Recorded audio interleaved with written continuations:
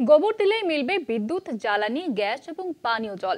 আলিপুরদুয়ারে রাজাভাতখাওয়া রাভা বস্তিতে বাস্তবায়িত হয়েছে এই গোবর্ধন বায়োগ্যাস প্রকল্প। এলাকার অনেকে রান্নার গ্যাস কেনার সামর্থ্য নেই, তাই এই প্রকল্প হওয়ায় খুশি স্থানীয়রা। টাকা নয়, বরং গোবর দিলেই মিলবে বিদ্যুৎ, জ্বালানি গ্যাস ও পানীয় জলের পরিষেবা। আলিপুরদুয়ার জেলার বক্সা ব্যাঘ্র প্রকল্পের জঙ্গল লাগোয়া রাজাভাতখাওয়া রাভা বস্তিতে বাস্তবায়িত হয়েছে এই গোবর্ধন বায়োগ্যাস প্রকল্প। এই প্রকল্পের অধীনে বায়োগ্যাসের মাধ্যমে জ্বলছে বাতি, রান্নার গ্যাস, পাশাপাশি জনগণ পাচ্ছে জলের পরিষেবাও। রাজাভাতখাওয়ার রাভা বস্তির এই এলাকায় প্রায় ৩০০ পরিবারের বসবাস, আর অধিকাংশ মানুষের প্রধান জীবিকা কৃষিকাজ ও পশুপালন। ফলে বাসিন্দারা টাকার বদলে শুধুমাত্র গোবর দিলেই প্রয়োজনীয় পরিষেবাগুলি পাবেন। গত ২০২৪ সালে জেলা পরিষদের তরফে ৩৫ লক্ষ টাকা বরাদ্দে এই গোবর্ধন প্রকল্পের কাজ রাজাভাতখাওয়া রাভা বস্তিতে সম্পন্ন হয়েছে। কালচিনি ব্লক তথা আলিপুরদুয়ার জেলার এই প্রথম বায়োগ্যাসের এই প্রকল্প বাস্তবায়িত হয়েছে বলে প্রশাসন সূত্রে খবর। বর্তমানে এই এলাকার বাসিন্দা মানিক রাভার বাড়িতে বসেছে এই প্রকল্পের যন্ত্রাংশ।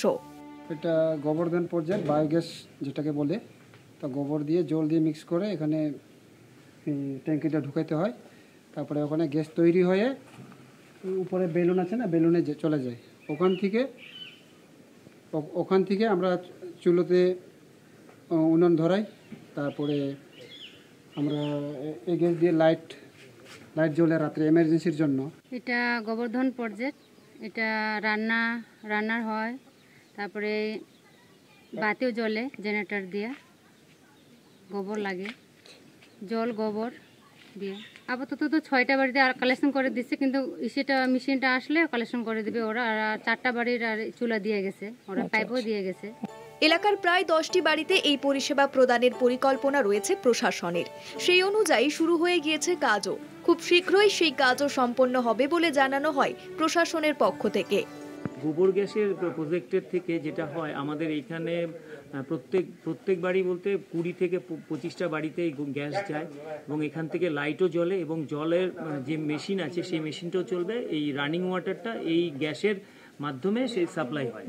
তো এই প্রজেক্টের ফলে আমরা বাইরের জেলা থেকে, কোচবিহার জেলা থেকে এরা এসে আমাদের এখানকার এটা গোবর্ধন প্রজেক্ট, এটা দেখলেন, এরা জানলেন এবং খুবই আনন্দ নিয়েছেন যে এটা এত ভালো কাজ হচ্ছে, যেখান থেকে লাইটও জ্বলছে, বাড়ির উনানও জ্বলছে এবং জলও পাওয়া যাচ্ছে।